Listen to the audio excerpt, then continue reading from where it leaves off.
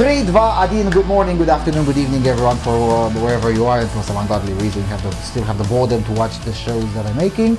I'm at V's house on his lovely sofa, or couch. Sofa? 2.0, couch 2.0. Couch 2.0, there you go, couch 2.0.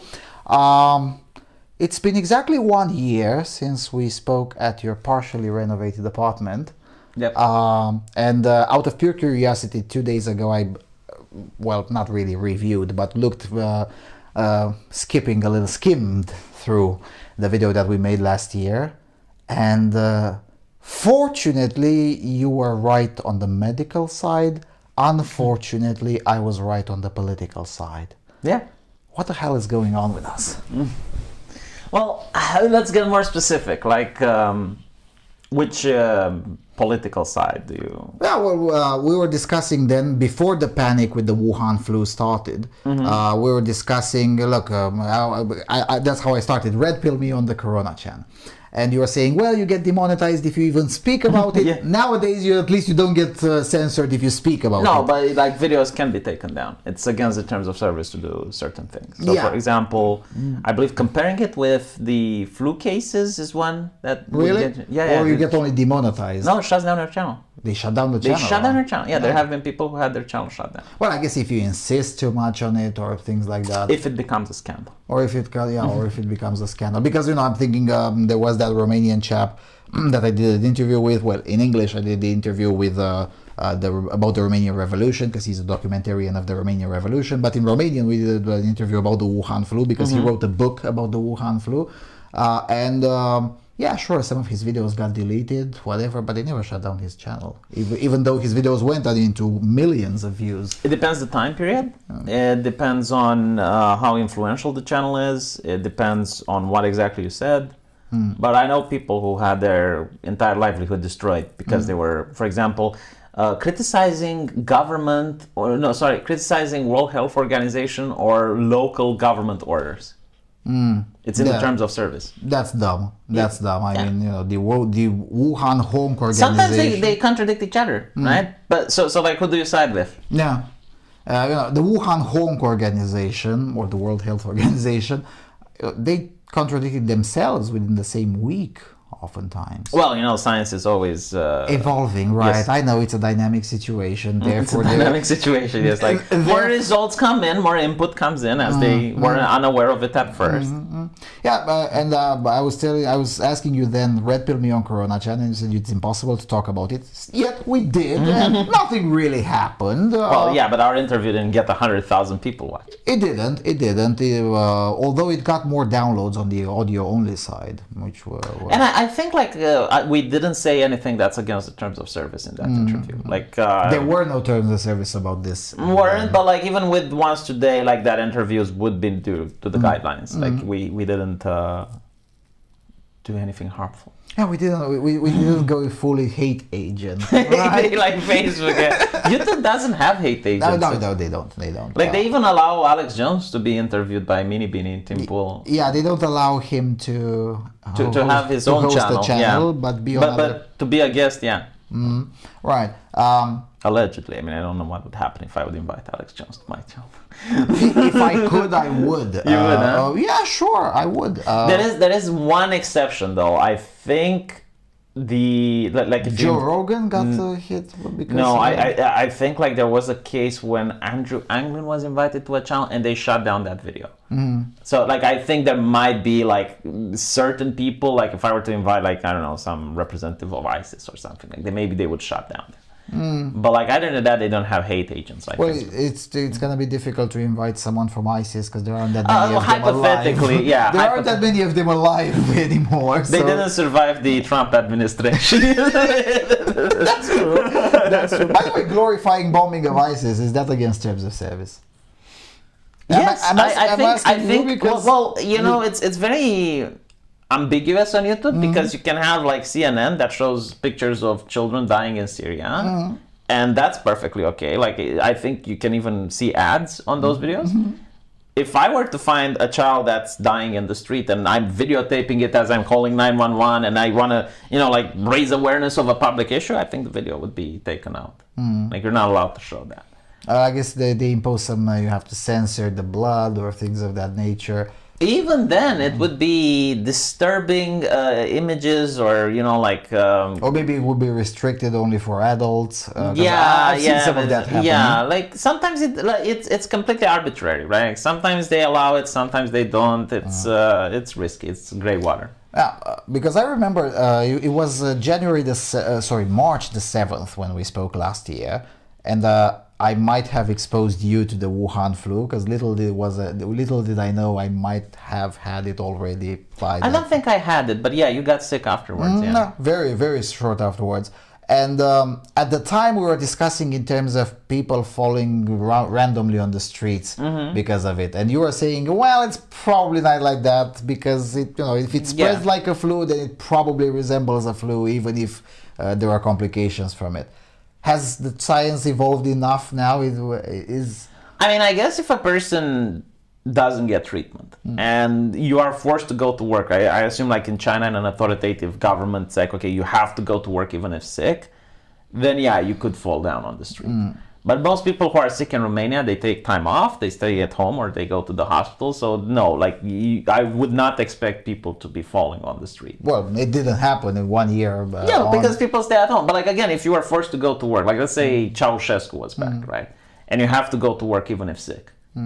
That's what happens. Not enough oxygen goes to the brain. Like you're trying to breathe, but the oxygen doesn't go up, so you're going to... Well, believe it or not, even Ceausescu was a little bit more tolerant, because at the 68-69 pandemic, yeah, sure, in public it was never really mentioned and never really spoken about, but you could call in sick. So yeah. Not even the commies. I read in the paper there was a pandemic that the communists hid, and they classified all of the deaths at heart attacks. That was 68-69. 68-69, yeah. But they did acknowledge that something is happening and more people are dying, because they did publish the statistics with excess death. They just didn't say... They wouldn't say, yeah. They wanted to keep the population calm. Healing and unity. And quite frankly, I'm thinking that maybe he had a point.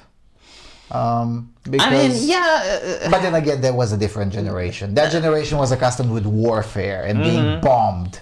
So, even if they would tell them that, yeah, look, there is a flu pandemic, like it was in 57, 58, and did anyone really care? No. No, but the thing is, what is the downsides, okay? Because if you invoke mass hysteria, then people run out of toilet paper.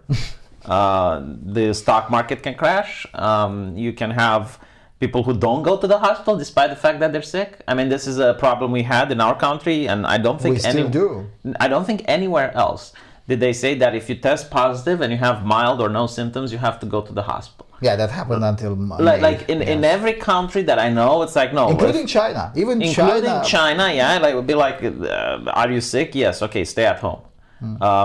Do you have any symptoms? It's yeah, I have. But are you able to keep going? Okay, then don't come to the hospital. Stay at home. We're going to monitor you. Call this number again. In Romania, if you had it, if you are diagnosed, 2 weeks hospital arrest. They even had articles saying... Sometimes more. Yeah, they would say, patient escaped the hospital. Is it a hospital or a jail? It's the gatekeeper at the door is to blame. And I'm I'm reading the article, it's I'm trying to make the connection. But what did happen is a lot of people got sick and they wouldn't say it. Because they didn't want to go to the hospital and stay there for more than 2 weeks without visit from families, friends. And I know a couple of cases with people who were sick and went to work. And they worked at pharmaceutical, they worked at places that handle food, But that's what happens, because the government didn't trust the people, because I think that's why they said it. It's okay, well, if they're sick, they're probably going to go out. So we don't trust them, we're going to lock them up in a hospital. And then the people don't trust the government. It's okay, if you don't trust me, then I don't want to go to the hospital. So it created this Not to mention that there aren't that many reasons to trust the hospitals anyway. If you've been following the Romanian press lately, over the last month or so, more and more atrocities came out, and then what is being described, including my former employees at those particular ICU units, resembles more with my general opinion about doctors, which is that most of them are a bunch of fucking murderers. Because they tie people up, and obviously oftentimes not being a necessary procedure, obviously. The only time I've seen in the hospital people tied up, from my personal experience, like I can't say it doesn't happen anywhere, but like from what I know, is when you have a patient that is a drunk and he has been deprived from liquor. Right. And this causes people to or psychiatric wards in very extreme cases. No, they don't tie them up there. No, they apparently they just sedate them and that's it. But again, you don't want to sedate someone if they're, because you damage the kidney. It usually has side effects, and preferably it's just even the patient would probably be like, okay, just tie me up, because they have this how is it in English? Syndrome, post-alcoholic syndrome. Yeah, where the patient becomes incredibly aggressive. There were a case where one guy actually moved the wardrobe in front of the door and jumped to the bedmate with a knife. So the bedmate had to exit through the window, and it was second floor or something. So yeah, people who are alcoholic, when deprived from the liquor, they act very rational. That's the withdrawal can be and then you see them the next day just with glasses reading a newspaper nothing happened, because they get passed through that period, right?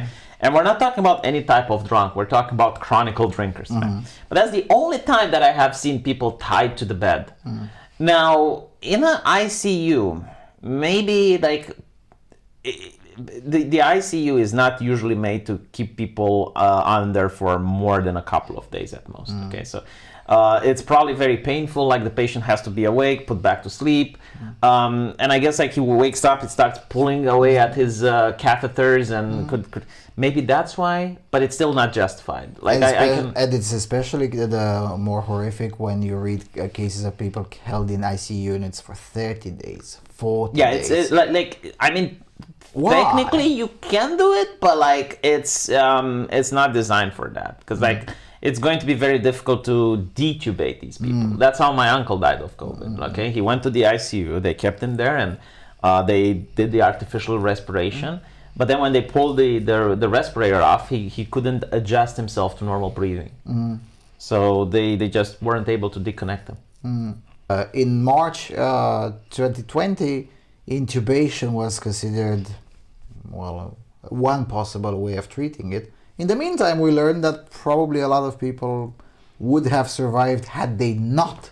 A lot of the treatments, the politics, and the effects were taken from China. Because that's what the Chinese did. They dealt with the problem first, and their science was then transferred into, or either through World Health Organization or for other countries that collaborated. And they implemented what the Chinese did. Because again, this is a new pandemic. The world has not dealt with something like this, at least in recent years. So they were okay, well, if this is how they treat it, by instilling quarantines and locking away healthy people and blah, blah, blah, then that's maybe how we should do it. Yeah, it is true that putting politics aside, it is a new virus, and we still don't know a lot about it, and probably won't know a lot about it for another several years. Still, why have we tolerated zero input from basic logic? Because that's the thing, at least in most European countries, of course except Sweden and Belarus, there was this whole illogical thinking. It's okay with a huge supermarket, but not okay with a smaller store. It's okay to go to, I don't know, the gym, but not okay to go to the church, or the other way around, depending on why have we allowed this kind of lunacy that is definitely unscientific, definitely pseudoscience. I think it's the inertia of society, the way information passes through society. We used to get our information from certain sources, and most people don't just think it through, they just take the information as is. Inform yourself only from official sources. Yeah, exactly. I mean, if you look at science, for example, let's take medicine. The information is highly centralized. Doctors rarely get to act on their behalf. What they do is they follow guides. And they follow procedure, and protocols. And if you go up the chain, the people that get to write the procedures and the protocols are a very limited number of people. Like you as a doctor, you would have to need a lot of money to run a study in order to make a protocol. So usually they're funded by the government or through the private sector, but rarely. And sometimes the private sector is formed by health disruptors, like the Bill and Melinda Gates Foundation. Health disruptors? That's how the British Medical Journal called the Bill and Melinda Gates Foundation in 2018, called the Bill and Melinda Gates, and Bill Gates personally called one of the biggest global health disruptors. And it's precisely because of that, because the foundation funded a lot of these dubious procedures in treatment. Yeah, this is how I view things. There's two ways to make a study: the government and the private sector. Okay, the government is interested in ideology because the people in power within the government are of a certain ideology and political leaning. So they're not going to want to found a study that goes against their ideology. Now, luckily, most studies are not ideologically based, right? But for example, there was a study at the university. They wanted to see how people who went through transgender surgery feel about their new life. And the study was shut down because they said... The results were not... No, they didn't go to the results. They said the results might be in a way that... Right? So I think it's called the Bath Spa University. Like Google it and you're... There you go. They did one similar in Sweden, though, and much to my surprise, it went through, right? It went through. They published the results. The results are devastating for the transgender activists, and then it was honestly discussed on public TV. Yeah, that's very rare because usually the activists they shut it down. There were a couple of trans people on YouTube that had their stories, and they were explaining, how they feel after the surgery. Immediately, the trans community was on top of it, flagging the videos, taking them down. But what I'm trying to get is okay, so the government is usually interested in ideological studies. That's what they found, especially in the social studies and the social sciences, right? The private sector is interested in making money. So if you're a pharmaceutical company that, let's say, sells aspirin, let's say, right, and you want to make a study that shows the harmful effects of aspirin under a certain condition for a certain age group, the company making that aspirin is never going to fund that study. Or if they do, they'll try to tweak the results to show as little as possible. That they can, right? If they know that, because they probably have their own experts, and they'll be is it from my personal experience, maybe it's not. So they will fund the study to show that. But when you have someone like Bill Gates, right? He's the private sector. So the question is, how the fuck does he make money out of it? I don't believe in philanthropy. I'm sorry, Mr. European. I just don't. My question is, how does he make money from it? Especially that generalized global philanthropy. That's suspect. Yeah, empathy without borders bullshit. It is suspect because I believe in philanthropy, but if it's made at county, maybe country, local level, maybe country. Yeah, but not higher than continental or global. Making money is not necessarily a bad thing. I just want to say. Just be honest about it. Yeah, that is one thing. And the second thing is you need to look, it's is his monetary interest aligned with my interests? Because sometimes it can be, sometimes a supermarket wanted to expand and sell more stuff can be aligned with my interests because now I can buy more stuff. Or cheaper. Yeah, but if I'm a business owner in the area of the supermarket, then I don't want the supermarket. It may not be. It may not be a good thing. Well, because I know the answer to that. Bill Gates sold the code for that pandemic model in Britain, which convinced them of the utterly disingenuous information that 500,000 Brits would die because of this cough. Wasn't that the name of the guy who made that? Was Ferguson? Yeah, Ferguson, and he was caught apparently breaking his own rules. Yeah, breaking the rules of his quarantine. He was sleeping with a mistress. He was sick with the virus, gave it to the mistress, who then gave it to her husband. And apparently, his defense was that he thought he was immune. And I'm how the fuck do you think you're immune? But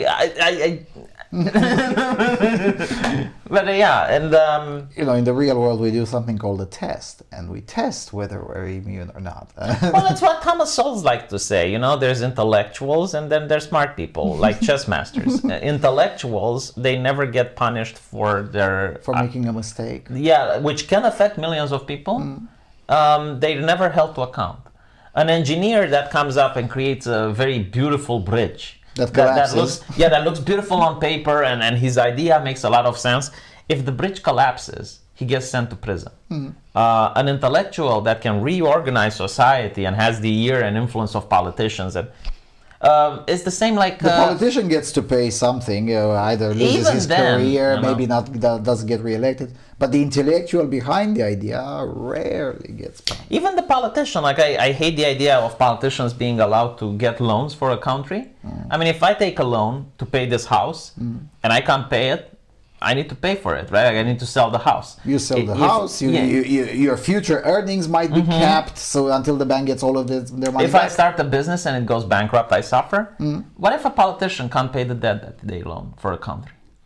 What do they suffer? Well, the plebs pay for it. Yeah, the plebs pay for it, but do the plebs agree to the loan? Like, are they ever asked if the loan should be taken? Not really, no. So that's the main problem. Now, this is really helpful if you have what do you call them, midterms. Have elections every 2 years instead of 4, because then the plebs will get asked very soon after the loan is contracted, and the plebs can say, "Now you fuck off." Because did you notice there's no more referendums done in Europe? Like it used to be when I grew up. It's like referendum is the heart of democracy. It's very important to ask the people. We had one in 2019. Yeah, in Romania, but like after the Brexit referendum. Well, there hasn't been many issues discussed in the EU. That not many issues, period. Healing and unity. Yeah, healing and unity. Yeah, do you notice there's no more two sides of an issue? It's a wrong side and a correct side. Of course, there you go. But that has always been the case. I mean, if you ask the bureaucrats were thinking in these terms as early as 1993. I mean, yeah, but I don't think so. I mean, abortion, there were like, okay, pro-lifers, pro-choicers. You take an issue and there's like two sides. Now, the correct side, the wrong side. Yeah, well, with regards to abortion, I guess one of the reasons why it's not a big thing in Europe is because abortion is pretty restricted in most of Europe. I mean, it depends. Compared to the US. Oh, yeah, okay. But the US is a pious nation. Yeah. Well, yeah, but it's not. But it's not. I mean, they're much more liberal on this topic. Even the most conservative US states are still more liberal. You know what I'm shocked? I think that the pro-choice has won, okay? Like, it's in the Constitution. But the opponents need to be just completely destroyed now, just eradicated from the public square. They're not allowed to talk anymore, even though they won the argument legally. Yeah, because they know that they won the argument legally, but they don't have the numbers to keep, because Constitution is a living document. What if it starts living in accordance with... Yeah, but imagine if we do this with every single issue in society, that the winner just completely suppresses the opposition. Make sure they never get to speak out. That's a very fast way of ending a civilization. It is a very fast, because one of the reasons why they are upset about this is because, well, newer generations are more pro-life.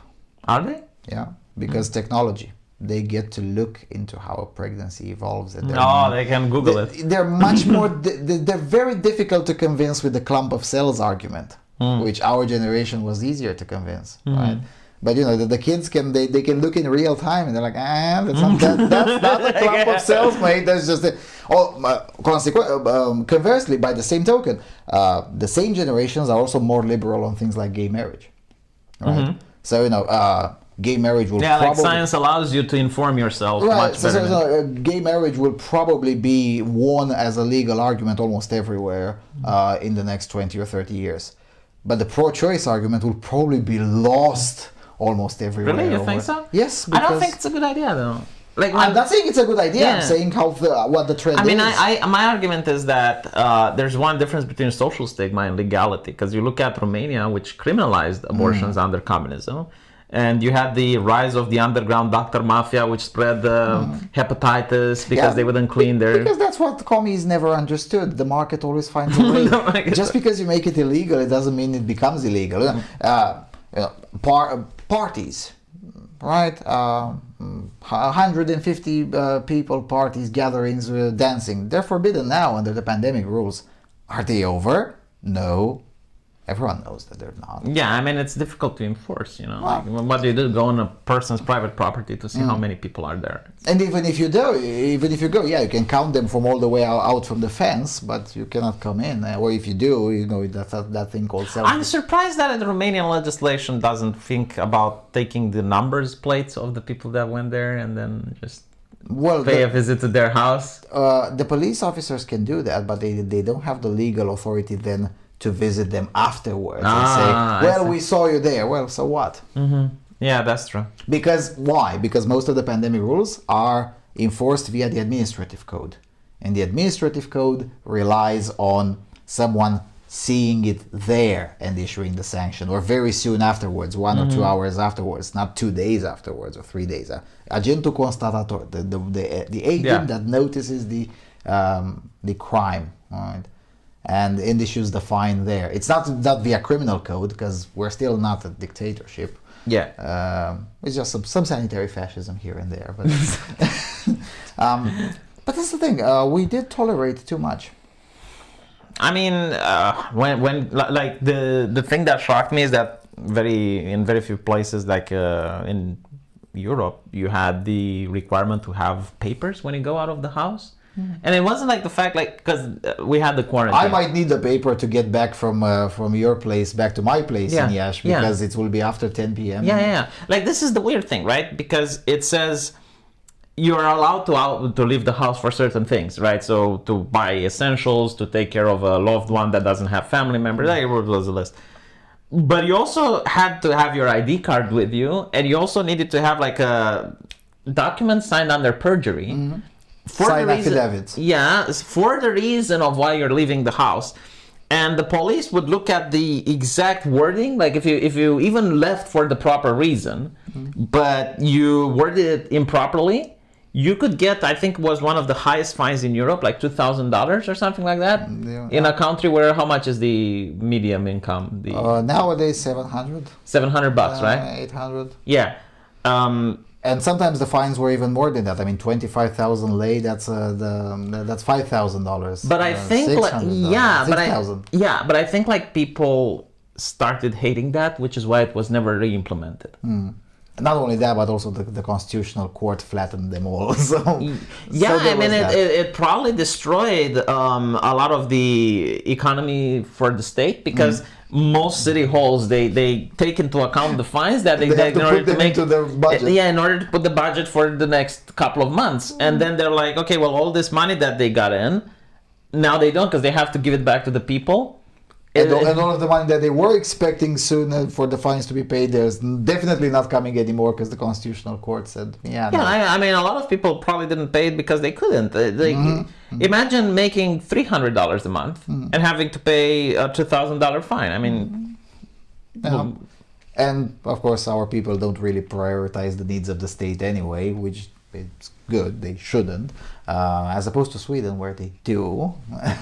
But... why did Sweden got it right? Did they? I mean, they changed their mind now. Well, did they? There are no... we can still go to Sweden and do whatever the fuck we want. I mean, we don't have to wear muzzles. Well, there were other European countries where the rules were very strict. I think Hungary is one. Like they on paper. Yeah, but like legally, the police wouldn't enforce them. Which is very interesting, because now Hungary is being summoned, I believe, like by the European Union to justify why they had such strict measures. Germany as well, surprisingly. Like the EU summoned Germany to justify why they had such strict lockdowns. And not just that, but also the restrictions on the Czech-German border, which were indeed coming straight from the Germans elected, and I'm not saying this ironically, the health Führer. Like if you look at the health minister on paper, what rights? What rights he had? Like he literally had the right to bypass state law. But what's more interesting is that I was thinking, it's like, okay, how can the health Führer in Germany be deposed? And the parliament had to convene again. So I'm thinking, like, okay, assuming that the guy would actually be an evil madman, what if you'd say the parliament is not allowed to convene? Like no place is more than 2 people. How would he be deposed? Well, I guess the Constitutional Court could strike down... but he could also say that the Constitutional Court doesn't allow to convene. The Constitutional Court can convene on Zoom. Is it legal? Like yes, So there's that. The parliament can convene on no, but Zoom like the as fact well. that they went with such legislation, because it was like, even in Romania and Hungary, it was like, okay, well, Orban becomes the dictator for like 1 year or something like that, you know, while the pandemic is like state of emergency, blah, blah, blah, blah, blah. In Germany, it was like the health minister gets all these powers forever. Until, right. Until the parliament goes and says like, hey. That's good enough. That's enough. Yeah. Yeah, because I guess it's this illusion that many countries of Europe have, the illusion of a high trust society. As in, come on, we trust this guy. He probably won't go. Yeah, he won't do that. Yeah. And I guess in the case of Jens Spahn, that trust is justified because have you seen the guy? I don't really see him as a very skilled dictator. I'm talking from principle, like the idea that. But principally speaking, it's stupid. Yes. Like the idea that if there's another crisis and Germany will just go, you know what, we need some healing immunity. Let's elect one guy.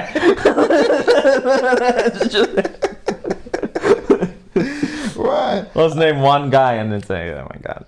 Yeah, but why did because again, I've been to Sweden at the peak of their in their worst moment, and I understand culturally why they did, but what I don't understand is why everyone else has this kind of not just cognitive dissonance, but like you're a hate agent if you speak about Sweden in the context of the Wuhan Cough, because on one hand, the general attitude was like, well, maybe they had a point, but they're evil. Maybe they have a point, but they're evil.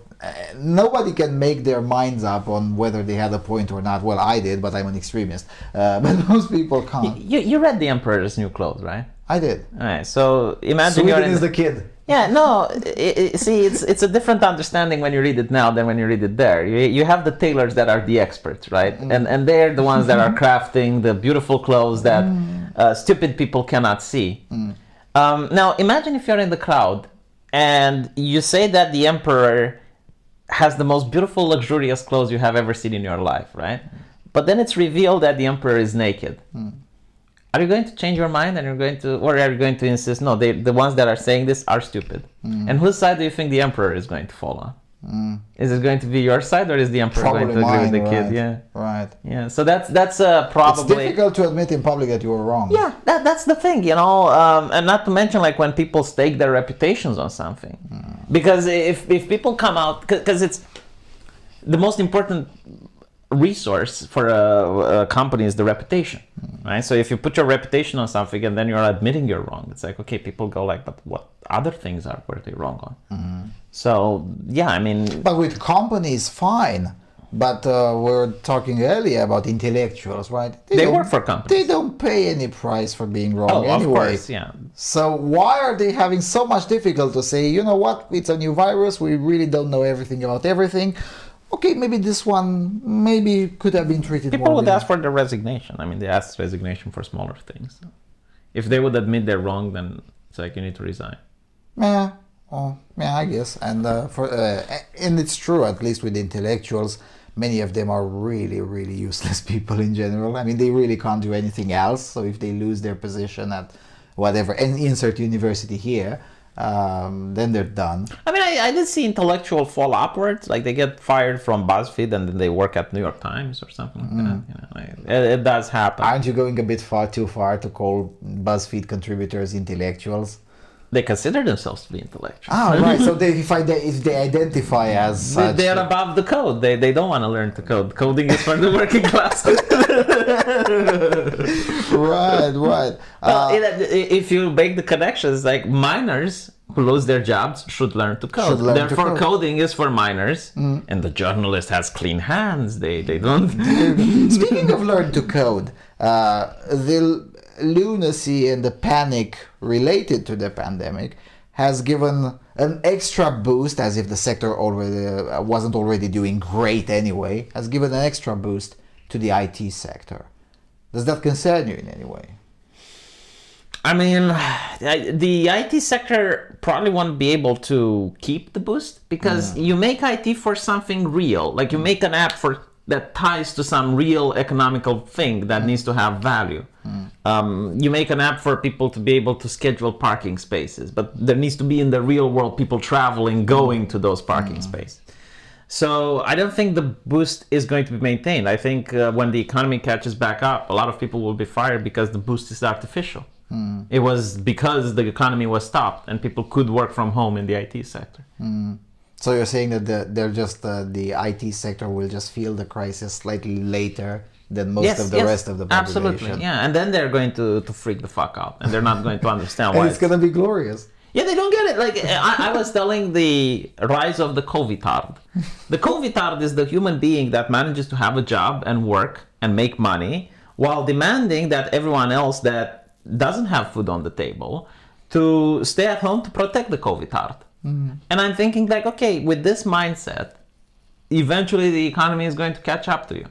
Eventually, you're going to see the experience that other people had, which you had no empathy, to at least try and understand them.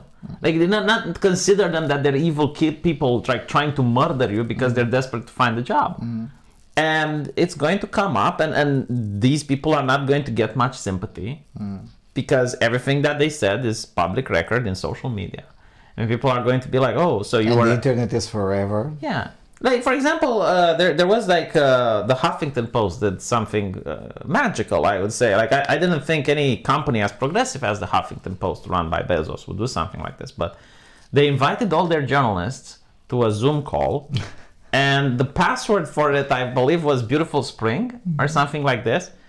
And they were told that they're going to be laid off if they receive an email by 1 p.m. So no phone call, no nothing, you get the email, you're fired, you're off. And the person complaining about it was a journalist saying that, oh, during a pandemic, we worked during a pandemic and now you're firing. It's like, yeah, but it's a pandemic. You need to be safe at home. you need to stop working because like it's literally what you're asking for. Right. It's dangerous. You shouldn't be journalisming on the field. I mean, it's dangerous. It's for your own health and safety. Isn't this what you want for the whole population? Why are you upset? Yeah. And like it's going to lead to these sarcasms, which I think like the left is going to, oh, we look at the evil people that are like, no, they're not evil. They're just trying to help you be normal. Like understand that what you're doing hurts other people. And even if you think it's justified, like the pain is justified, you should at least try to empathize with the people. Why don't the politicians decide to stop taking money during the pandemic and a lockdown as a show of solidarity and as a show of leadership? Only in Bulgaria. That's it. Yeah. That's the only case that I'm aware of. Yeah, but like if you're leading and you're telling the waitress to stay at home, right? You as a politician should be like, okay, well, for this time, it's suffering. Everyone is going through it together. It's something that, and of course, the companies that are making more money, like the IT companies and the Bezoses, they should be taxed. Absolutely. And you'll be like, well, the free market economy. What free market economy? People are being told to stay at home. It's not a free market. It's not a free market when the state says all of you should be shut down, but these are essential because I say so. Yeah. There should literally be like a COVID relief fund where big corporations to show progressiveness. South Korea is trying to implement something like that. We'll see how that works. No, like it would be the same because a lot of companies are now very politically active. They're committed to action. Dr. Seuss. It's like, okay, well, if that's the case, if you're now not a company, but you're a community, okay, why don't you help the people suffering from COVID? COVID relief bill, boom. Donate to the COVID relief bill. Show that you care. And let's see, and have the names there, and then go to Amazon and say, well, we're collecting money for the COVID relief fund. How much are you willing to donate? If you donate more than $1 billion, we might add your name to the fund. And it can be called the Amazon Microsoft COVID relief. No, but you can literally just say, it's like, okay, so Amazon donates $0. You can, okay. The thing is that Amazon has a great interest in maintaining as many restrictions as possible. I know. Well, and the COVID relief bill should go to the poor mom and pop shops and then the businesses, even minority owned. I'm fine. Like this would be a case where I'm fine with doing the American way of discriminating. It's like, okay, first we're going to take care of the people of color that are the farmers, like Joe Biden. Perfect. I don't care. Take it to them. You care about Asians, because now it's with the Asians, we're there's a rise in hate crimes against Asians. Absolutely. I care about Asians as well. Let's do a COVID relief bill that goes to the poor Asians that had their businesses shut down. But I want to see the corporations donating. And I'm guaranteeing to you, in a couple of months, Huffington Post would immediately be very skeptical about every shutdown and quarantine. Because suddenly when Bezos has to pay for it, one aspect that I wrote recently, but sadly I only wrote in Romanian. Maybe I'll have the time to translate it in English as well. I wrote an article called "The Carnage in Iowa." On February the 6th, I think, or the 7th, whatever, the Republican governor, the lady, Kim Reynolds, she came out on TV and said, effective immediately, all COVID restrictions are abolished. Good luck. Oh, yeah, they did that in Texas as well. Then 10 minutes later, the Jeff Bezos-owned Washington Compost publishes an article called "Welcome to Iowa, the state that doesn't care whether you live or die." Mm-hmm. And it's basically a huge indictment of the Republican Party, of everyone, right, and whatever, you're killing grandma, yada, yada, yada. Mm-hmm.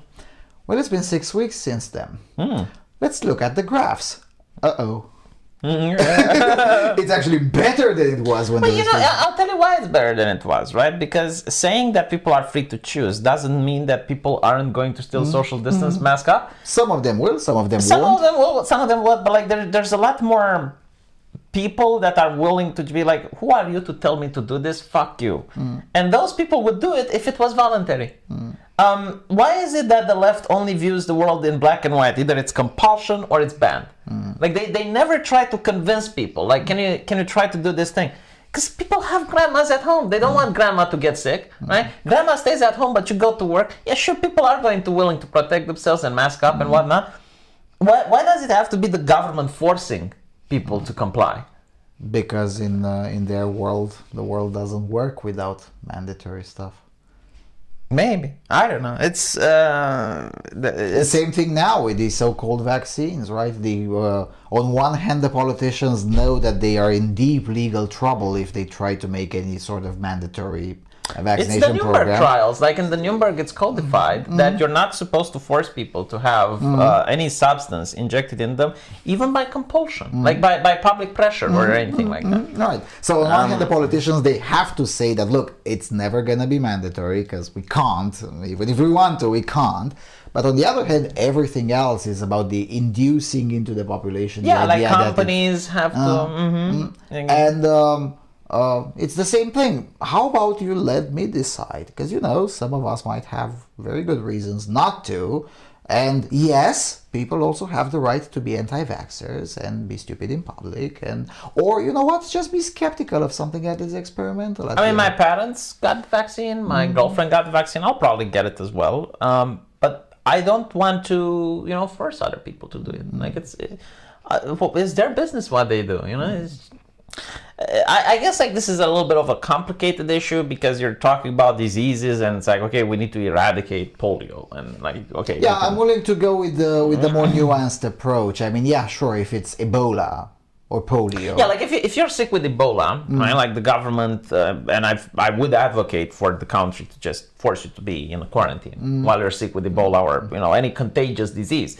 The question here is what do you do with healthy people? Why is a healthy person supposed to be locked up? Yeah, it's the thing of restricting the movement of sick people is called quarantine. Restricting the movement of healthy people is called tyranny.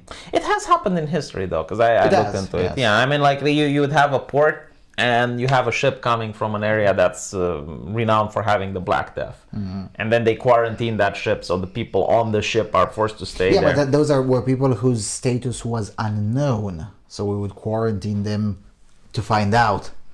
Yeah, well, it's the same thing.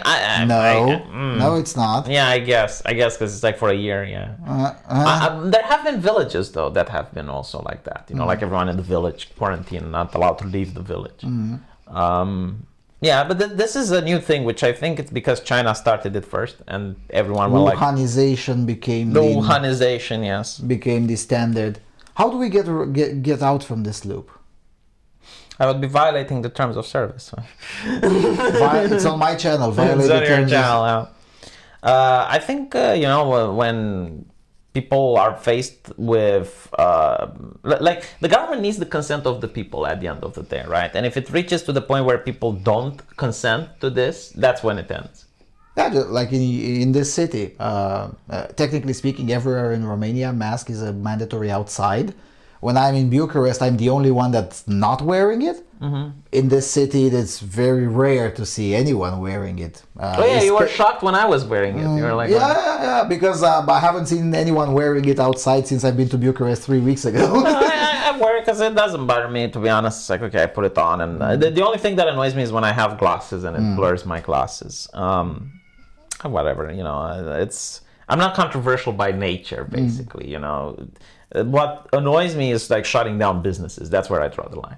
You shouldn't, and the government deciding, yes, Bezos gets to be operating, everyone else gets to be shut down. That's or like in the US, Walmart is okay, but smaller stores selling exactly the same thing, they're not. And they're like, oh, an artist store is not essential, so it has to be shut down. Okay, but I'm an artist and I need that particular substance. Or you can find it at Walmart. Yeah. Then it's essential if it's sold by Walmart, but the exact same product is not essential. No, but it's like the BLM protests. It's like it all started last year. I think it was like 5 people on Capitol Hill with guns, looking scary, and the Washington Post is like, oh my God, look at the horror, the right wingers. And then the next day, like massive millions of people gathering, and it's like, yeah, you need to go out. And then again afterwards, it's like, okay, back to lockdowns, everyone back inside. And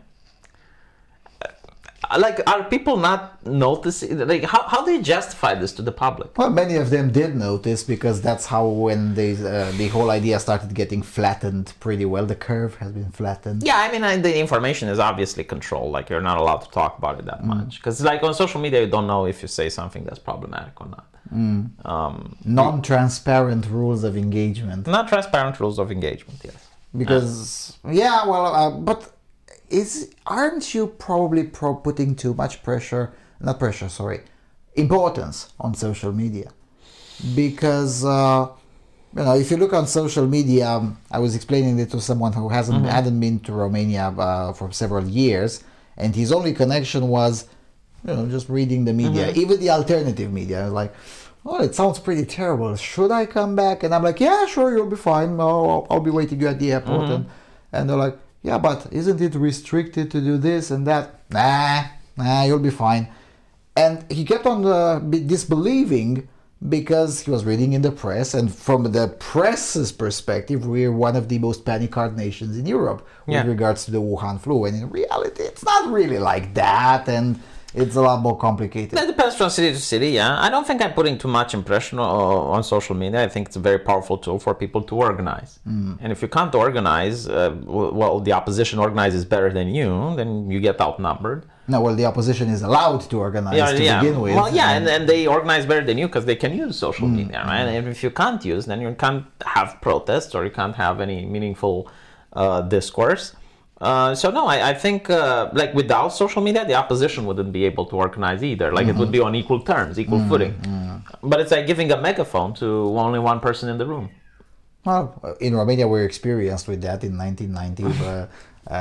Iliescu had a megaphone and Rațiu had a megaphone. It's just that Rațiu's didn't work. Was that a thing? Like yes, it happened in, I believe was it done on purpose or? Yes, of course. I think it was in May 1990 or something like that. And one of the call me Iliescu was speaking from a tank, and Rațiu from another tank, and both had a megaphone, but Rațiu's didn't work. Yeah, and it was difficult to find the megaphone then, because you didn't have the Walmart. Right. Well, speaking of which, do you know how difficult it is to buy a megaphone in this country? Try to buy a megaphone. I can't get one from eMag? I mean yeah.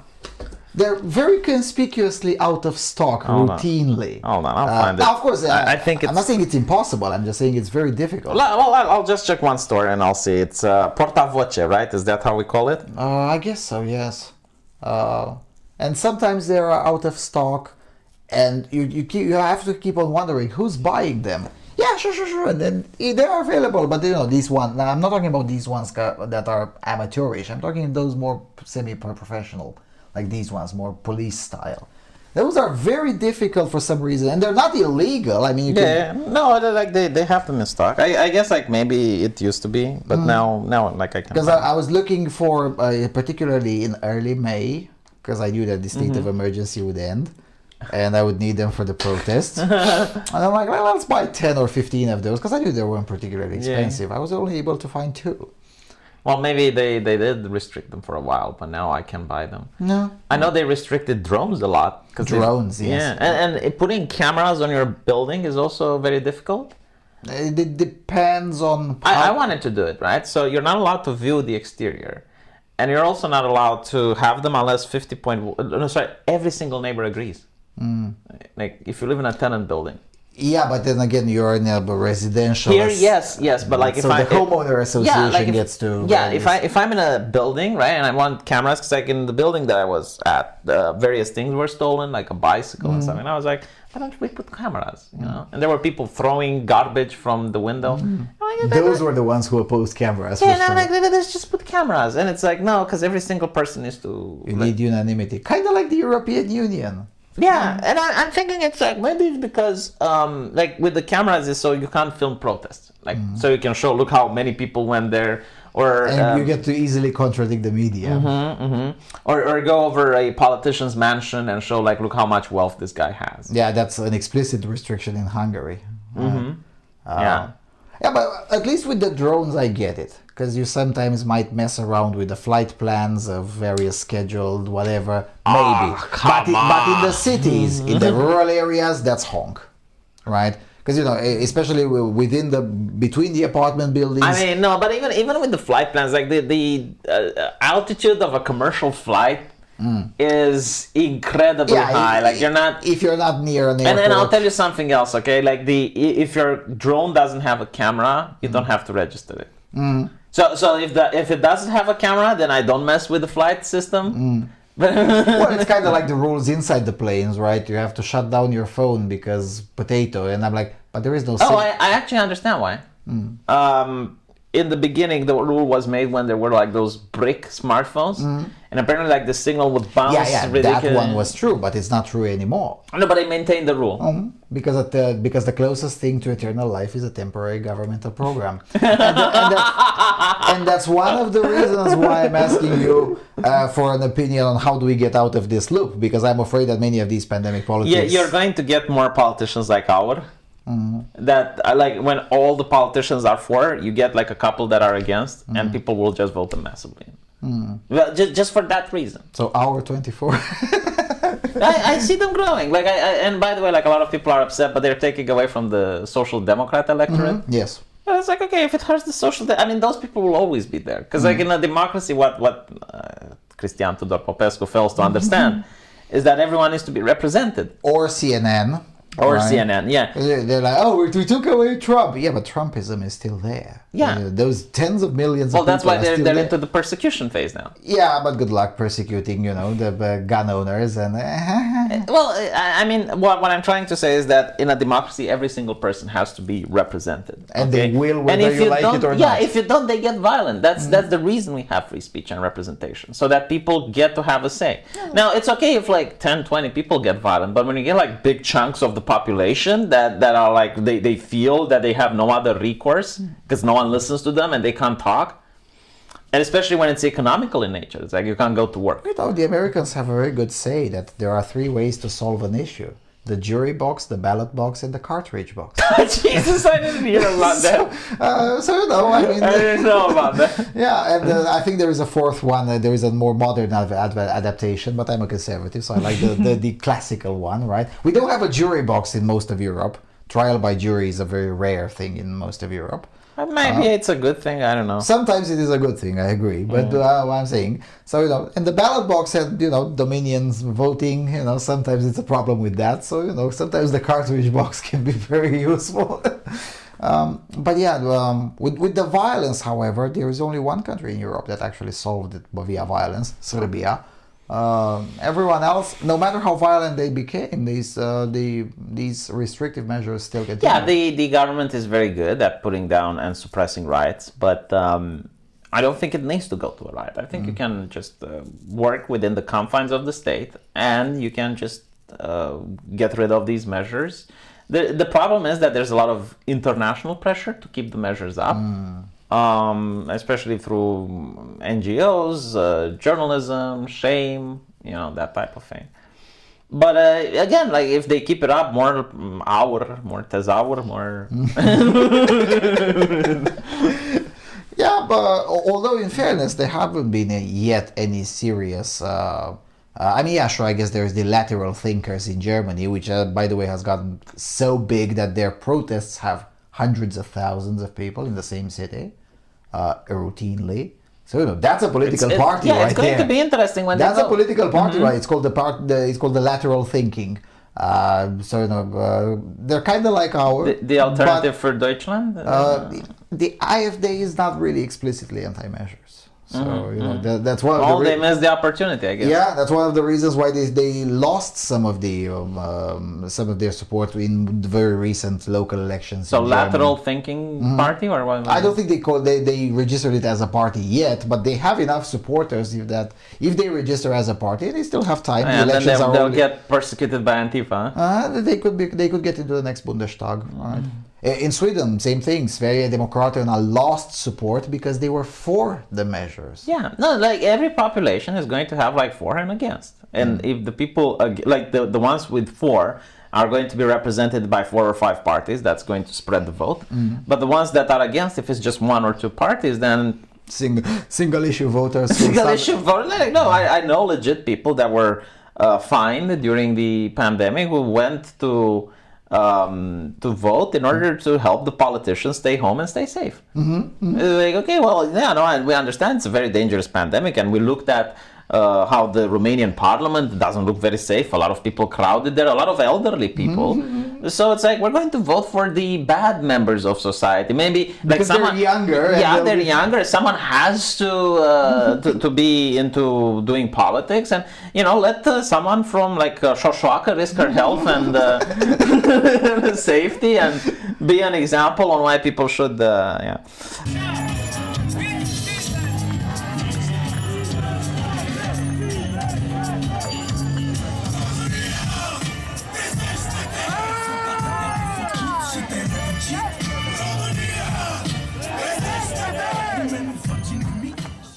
So a lot of people went to vote just to flatten the curve of the national liberals. They were just going all the way up, and it kind of worked, but not good enough, right? I don't know. Do you feel with them that they're going to be in power in the next elections? After the next elections, no. But there's still a debate on whether they'll still be around in power until the next elections. The current cabinet is probably going to fall in August or September through a vote of no confidence, and then there'll be dragons. I mean, really, one of the great things about this pandemic is that it finally flattened and fragmented the parliament so harshly. It hasn't been like that since 1996. It's a beautiful thing, though. It is, but you know what happened in 1996? Hyperinflation. Oh, that is true. Right, yeah. So every time we have fragmented politics, it's usually a crisis. Yeah, but 96 hyperinflation, 2008. Yeah. And now 2020, right? The Romanian bank probably doesn't want to print money. They don't. Like they have like the national bank said, guys, you handle it with whatever shekels you have. Yeah, maybe it will print a little bit to keep up with the decent inflation rate, but not now in December. Yeah, no, I know. Like that is the main core politic of the national bank. It's like policy, no inflation. Right? Yeah, because again, this guy that is the governor of the national bank, he's been put to be prime minister to end hyperinflation in 97. And he did. And then he went back to being governor, and with the mandate can we prevent ever having hyperinflation again, because it's fucking terrible. Maybe we can have deflation now. No, we had it in 2015 and 16 and 17 actually. So we did have deflation. The one in 16 was actually pretty good, -3. No, but like maybe hyperdeflation. Hyperdeflation. I would agree, but I think it would be pretty difficult to convince big companies to agree with things like that. Because especially the ones in the finance sector. I mean, Lehman Brothers, well, not Lehman Brothers, but think of any hedge fund.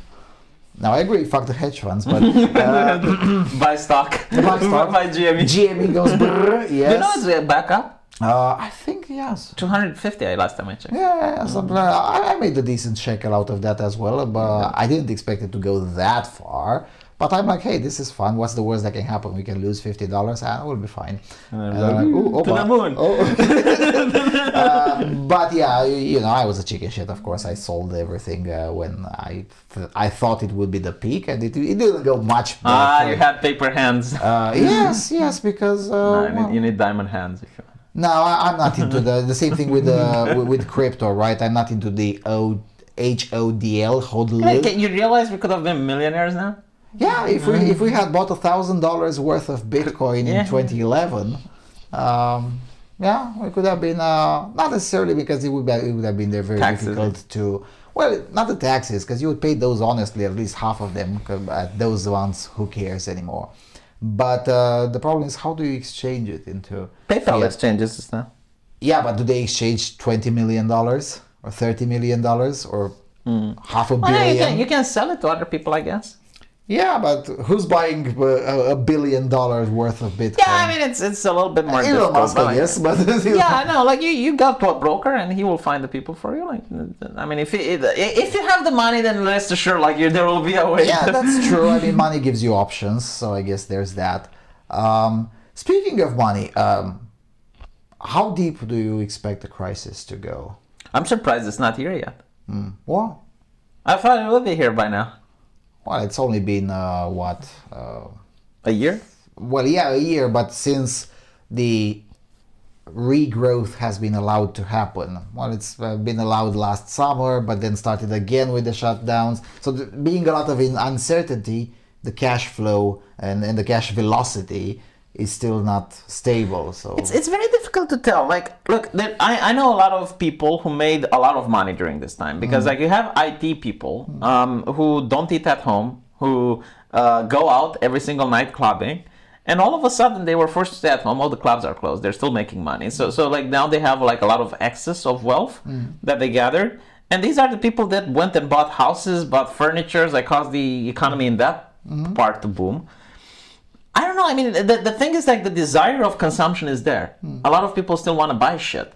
So will it be as disastrous? I genuinely don't know. I mean, besides the service industry and the tourism industry, what was like really affected? Well, factories too, not in Romania, but no, but we're talking like Romanian economy, right? Well, factories a little bit, but most of the problems today in factories is not COVID, is the crisis of semiconductors, which is not really pandemic related. Both of the big factories, the Ford and the Dacia, are shut down as we speak because there aren't enough semiconductors. But PlayStation was difficult to find. PS5, same reation, not enough parts. Yeah, there's a global crisis of semiconductors. Video cards, the new... There'll be shortages of those as well. But then again, with video cards, it's the bloody crypto miners that keep creating those crises. And now with 50K for a Bitcoin or 47, whatever it is, there's further incentives for plebs to buy video cards. You know the gold rush. The people who actually made the money were those selling the tools. The tools, it's kind of the same thing. Kind of the same thing here, right? Those who really make money is those who make them the racks for the. Yeah, but like regarding the economy, I think Romania might be better off than we expected. Just because like there's a lot of people in the IT industry. Then like if it comes bad, the tidings for let's say the UK, Italy, Spain. All the people come back here. I mean, these are the young people willing to take risks because they went to another country. Yeah, and the willingness to work abroad collapsed over the last year. So maybe, I don't know, like maybe it's going to be a little bad, but good for Romania. Who knows? I mean, we didn't have that many restrictions compared to other nations. Definitely not in the second part of the last year. In the first part, we were among the most insane on the planet. But then on the second part, not really. Yeah. Thank goodness for the elections. I think if it wasn't for the elections, we'd have gotten a second wave of quarantining. Kind of like France. Because up until the election, we kind of went into lockstep with France, including with the side it's also like difficult to justify. It's like, okay, so we're going to quarantine people, but then you can go vote. It's like, well, aren't they going to meet at the voting booth or? Yeah, but they're gonna meet in very small groups as opposed to big groups if they do election parties, which, by the way, we all did. At least those of us who Yeah, but it doesn't matter if the lady at that gives you the stamp is sick. Yeah. Well, I'm not saying it makes sense, man. I mean, like even these measures, like at least in Romania, from what I noticed, they try to somehow explain it and try to convince the politicians that it's good. It's not just that they read the press and it's like, this is what the press wants, this is what we do.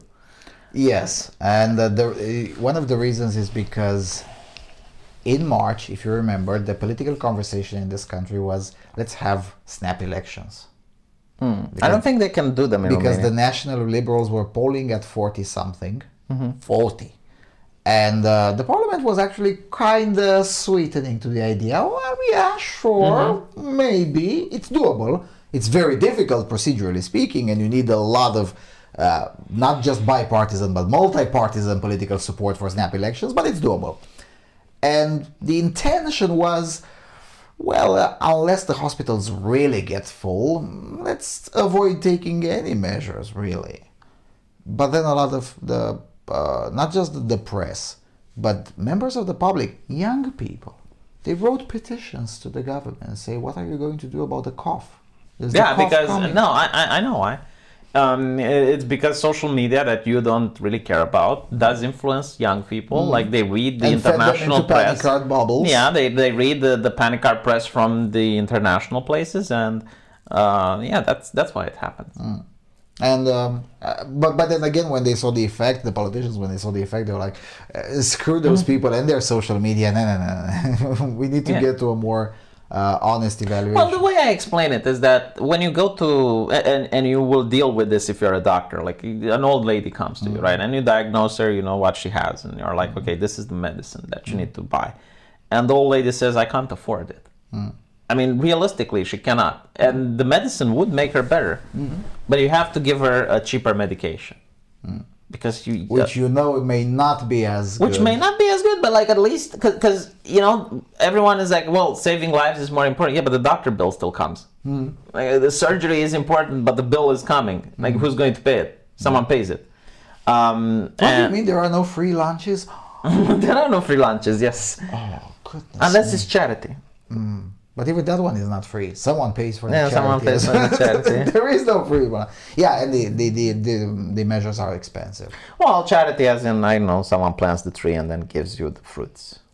Yeah, but still someone has to carry water to the tree, and have had to work in the past that soil in order for it to be fruitful enough so the tree can grow. Hunter-gatherer society, I'll still find an exception. Well, you know what the oldest job in the world is?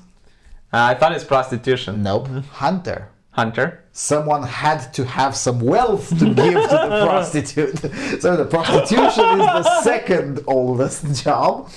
And the third oldest job is politician. Someone had to fool those suckers to give the third one a chunk of their activity without contributing to with anything. So no. That's interesting. I'll use this as a talking point. You can nationalize that all the way. All right. Is there something that we forgot to mention? What do you think the future of our is like? Oh, the far right party. I thought they will feel like what was it, PPDD? Everyone hoped for the PPDD. Yeah, they're going to all be arrested and stuff. I mean, I think they should exist. We need something that resembles that. Yeah, that represents like the interests of the rural class. What is the rural class? Highly religious, conservative socially in nature, conservative, economically populist, and dumb. And not necessarily dumb, because there are a lot of people. No, dumb as in Becali style of dumb, like high wisdom, low reading material. Right. Yeah, I don't know how to say it in a way that it makes because you're right, it's not dumb, but it's the most you unlock the level of intelligence. You know, like he doesn't understand the slogans of equality, fraternité, and all that, but he does understand that the noble will never going to put shoulder to lift the boulder. You know? Fair enough. Now we kind of do that on one hand. On the other hand, the Social Democrats used to be, up until like as late as... They took a lot of people from Romania Mare, didn't they? I don't think so. Party. And here's why. more than half of the people who voted for the Alliance for the Unification of Romania were not yet born when the Greater Romania Party was still a thing. Right? So they have a lot of voters with 18 to 24 and 24 to 30. Last time when PRM was a thing was 17 years ago. So those people didn't have the right to vote. Yeah, but I was surprised because PSD actually had started to make an ideology. Like they usually we don't have ideologies like the biggest hair of Greater Romanian Party is the Social Democrats. Most of the top tier talent outside of Vadim, of course, from PRM after 2004, they all went to PSD. Olguța Vasilescu, for instance, she was a top ideologue at the Greater Romania Party. What do you think about Șoșoacă? Unfortunately for her, she forgot where the role ends and where the job begins. And at the end of the day, she's a political operative, not a politician, right? She's an activist, an agitator. An agitator, not an activist. 4 years ago or 3 years ago, she was selling progressivism. Really? Right, yeah. And she was mocking the people, saying, going at that church at St. Parascheva here in Iași. And then 2 years later, because there was a pandemic, she was agitating for those people. Is it possible that they may actually have a change of heart? I mean, I was a militant atheist, and now I'm for Christianity, even though I'm not a Christian. Not really. At least, I mean, she admitted that she didn't really have a change of mind. Morality. Yeah, I mean, she still thinks that, going to St. Parascheva is kind of stupid.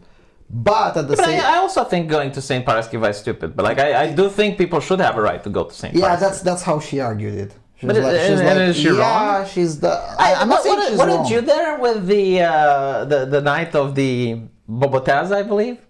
No, I went to the rebirth, to the resurrection, mass, in April. And you're an atheist, Yes. What were you doing at the resurrection? Well, the state told me I'm not allowed to go there. Well, maybe that's how Șoșoacă views it.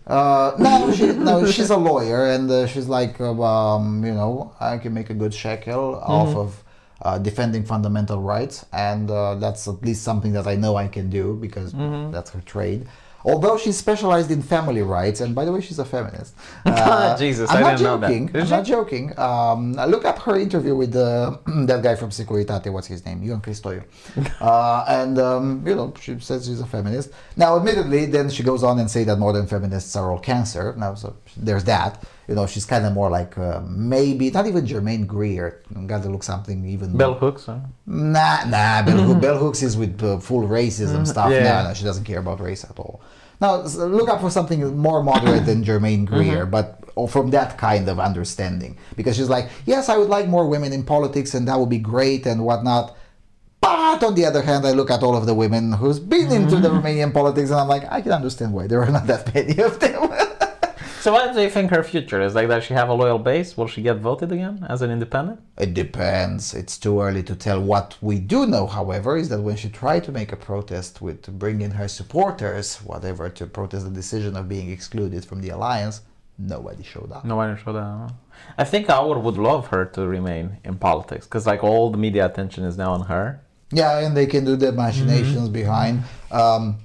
For now, however, she'll probably remain at the Commission for Abuses in the Senate with Social Democrat support because it's best for both the Social Democrats and the Alliance. Right? The Alliance, whenever she does something stupid, is like, no longer with us, boss, not our problem. And whenever the Social Democrats need to troll the government, they can just ask her and say, well, she's not in our group. No, she's an independent. Yeah, sure, she's in the commission because we support her, but, She's in a very lucky position. Then. Yeah, so that's probably what's going to happen because it's easy to implement and it benefits both of the opposition parties. And the press would be sidestepped all over the way because there's nothing that they can spin on. When whatever they try to spin, it actually helps. I was about to say she gets bigger, but... Did Aur do anything that you like? Any legislation that you enjoy? Well, they had the initiative... as well as anything you don't like, of course. What was it? They had the initiative to lower the fees, not the fees, the subsidies for political parties. which I think it's good simply because... What did USR said about it? Well... Really? They didn't like it to lower the fees? Yeah, they didn't like it because, they are now part of this capitalist system. And system, right?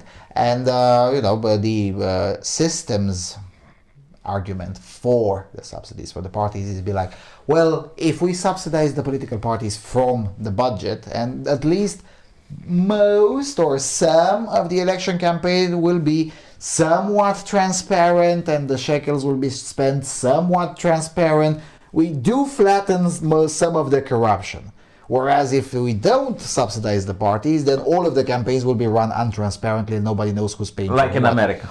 Like in America. Or like in Romania until 2004, including 2004. I mean, in 2004, Adrian Năstase ran with the money from the Chinese Communist Party. Really? Yeah, it's kind of like an open secret. Everyone who works in politics knows that this is the case. Nobody was able to prove. So you're in favor of the subsidies remaining? No, I'm not. I still think they should be removed. So you're in favor of the Chinese Communist Party subsidizing? The Chinese Communist Party already subsidizes movements all over Europe, including this country. So, those subsidies are not stopping. Pro-Romania is... Yes, pro-China, as they didn't work. Didn't work, and they didn't work because their leader was, really, Ponta, toxic asset. Is too old, and he is being perceived by the electorate as a loser, even though he's not. Yeah. But he rose to fame quite rapidly. That's why I'm saying.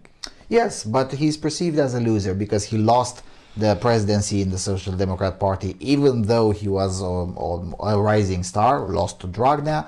Then he wasn't even able to keep his own small political party together. He lost the prime ministry. Lost the office of prime minister fairly easily and almost seemingly without a fight. Mm-hmm. And for a dumb reason as well.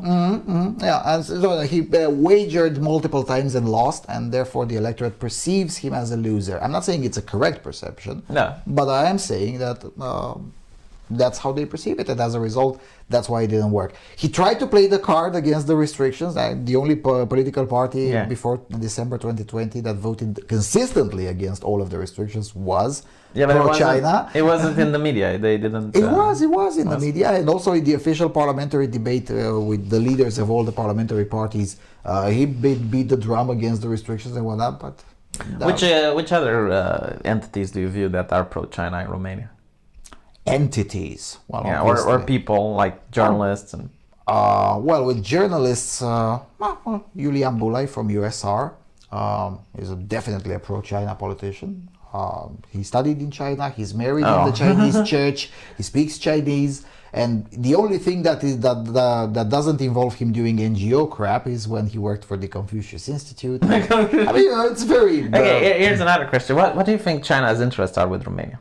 I don't think they do have a coherent interest here, because we're not really on the Belt and Road Initiative. We're kind of goes slightly around us, geopolitically speaking. But if they get nowadays, they might start having an interest because the current cabinet, one of the few things that I really approve. Yeah, they didn't want to allow China from all of the infrastructure. And I'm like, why? Because I understand if you don't allow them to build telephone lines or things that are strategic. Because they build terribly. They build terribly. Yeah, they do. The reason they win these kinds of auctions is because they go with a very low price, and in many countries of Europe or EU regulations say that the lower price should be preferred. The problem is that that also comes with skimming off the materials. Oh yeah, and I understand because if you skim the materials and then you sue the Chinese, they're like, our company went bankrupt. Yes, there you go. And that's like a reason they do it is because of the legislation in China, which doesn't criminalize that behavior. No, it doesn't. It's a civil lawsuit, like you can sue them, but they're like, we went bankrupt. And then they start another company. With the same employees. With the same employees, with the same... Yeah. So that's one aspect. And the second aspect, of course, is the new Cold War. Because, the West is getting into a Cold War with China. Deservedly so. Do you think so? I think the US is not willing to engage so far. Not yet. But then again, the previous Cold War took a while until it... I think the Biden administration is very China-friendly, for example. That's why I call him Joe Biden. Joe Biden. Hold on. Joe Biden. Because that's the... when they called him Beijing Joe, some people got upset, but I don't think he's pro-China, but I do think that's very weak. I mean, there was the thing where he was asked to condemn China. He refuses to do so, but he calls Putin a murderer. A killer.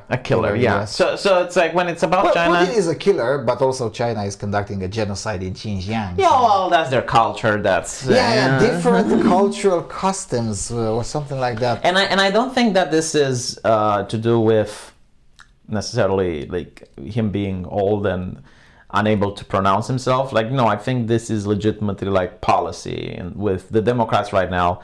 Whether it's his policy or the people around him. Yeah, like I don't think necessarily pro-China, but it's like, hey, we got a lot of money going with the Chinese and it's beneficial. Let's just not piss them off. Yeah, and a lot of business entities associated with the Democrat Party, they do manufacture their shit in China. Yeah, and think about it this way. Like, if you're Apple, right, and you do business in China, if they steal your intellectual property, what are you going to do? Because like if you there is no recourse. There is no recourse, because if you complain about Huawei, the CCP defends them, and then they will say it's like, oh yeah, you invested like what $2 billion in us. Well, we're just going to nationalize everything now. So you're trapped. And if China goes like, yeah, Apple, we want you to start banning this in the West. Like we don't appreciate like this talking point in the West. We want you to find a way to make it in your terms of service that it's illegal. Then again, Apple has to decide like, what do? Do they keep doing business with China, or do they just ban? To their credit, Apple has been able to avoid these kinds of situations. Google too, in fairness. Yeah, but for how long? The solution will be, because that eventually they will have to end the divestment. You just slowly move the operations away from China to Vietnam, which is a militantly anti-Chinese country. Like I heard some stories that, like, for example, the Apple HQ in China, they had like an underground place where they protected the walls from electronics getting in, and only Chinese people would be allowed to go in there. Like, actually, sounds like the kind of urban legend, but I wouldn't be surprised if it were true. It was so that they can steal the technology from. I wouldn't be surprised if it were true. I mean, if you look at Huawei, for example, it copied like a Huawei phone, right? You say, well, it's a smartphone. They all look similar, right? But they have like the same slots. They have the same, even the same bugs. I'm sure that's a pure coincidence. Yeah, even the same place for the volume and the same. And like they can't do anything about it, because they can't sue Huawei, because then the Chinese government goes. Wasn't that Canada? And China doesn't recognize intellectual property this way. It wasn't like Canada arresting like some boss, like the Red Queen from Huawei. And immediately China arrested two Canadians. Two random Canadians. And said like, we're not going to let them go until. Yeah, because China can afford to just place a zero premium on a random human life, whereas we in the West have a lot of qualms about reciprocating when an actor is but and this is why it's very concerning, because I don't know how the US is going to ever stand up against China, at least not with the current administration, and not if all the corporations, the major powers and donors do also business with China.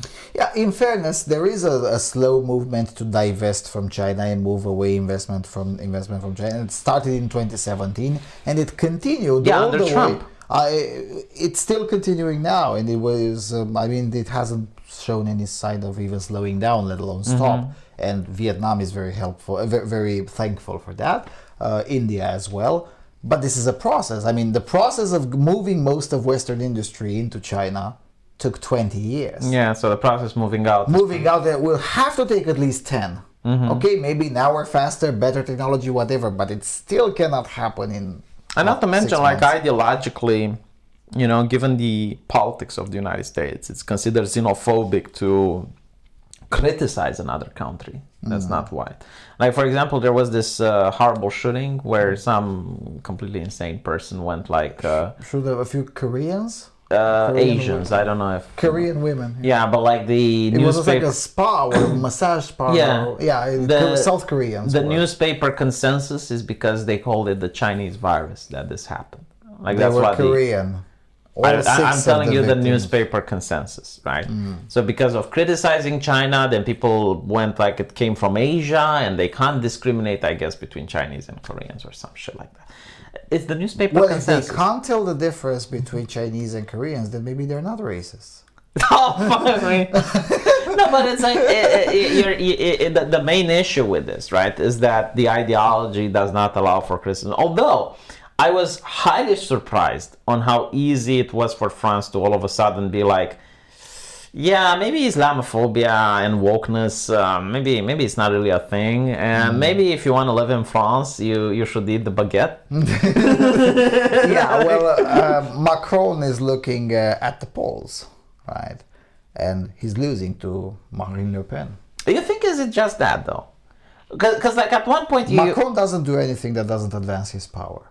Maybe, but like at one point they could also look at it. It's like in the future, if there's just terrorist attack after terrorist attack and we don't do anything, we look weak. And you do look weak as a nation if you can't provide safety and security for your citizens. And France has been looking weak for 2 decades now already, and it's their deep state comes in and says, Monsieur le Président, kind of like enough is enough. I mean, yeah, and it's also like you need to give the people something at one point, because now, okay, you got the yellow vest, you got Antifa on the streets, you get like all give them something, you know, and they're like, well, okay, we're just going to project the images of Muhammad on and not just that, they introduced the mandatory Mufti Act, which is basically the system in Romania. 150 years too late, but okay, I guess. No, but like the only thing is like just allow free speech and society will take care of it. Yeah, like wokeness would not exist if people were allowed to talk freely. They went even further than that. Now the government is launching an official inquiry into Islamo-leftist bias in universities. I'm serious. This is official documentation. And they're also planning. Of course, the professors freaked out. Oh yeah, and they're also planning to use the already existing laws against discrimination and racism against critical theory. Yeah, that sounds like. And again, like the professors are freaking out. Well, actually, this would fulfill one of our prophecies when we were younger. When I was saying, don't create these kinds of tools because eventually they will be used against you. Well, you know what Trump said about critical race theory? Because a lot of journalists are like, oh, what is critical race? What is it? You read the law. It says exactly there. It's like any ideology which considers America to be evil and, like it is both things, or like considers America to be inherently evil, or considers that one race of people is above or beyond other people. How can you argue against it from a leftist point of view?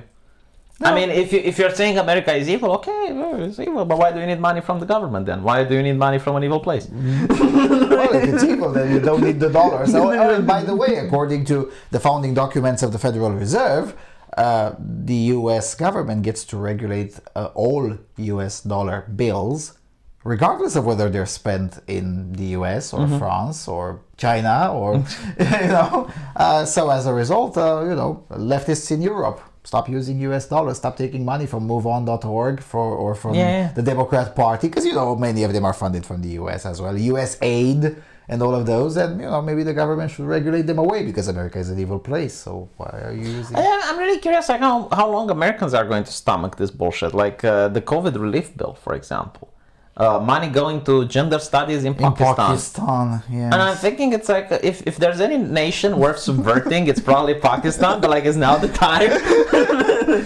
The thing is that these kinds of stupidities, they can be also useful.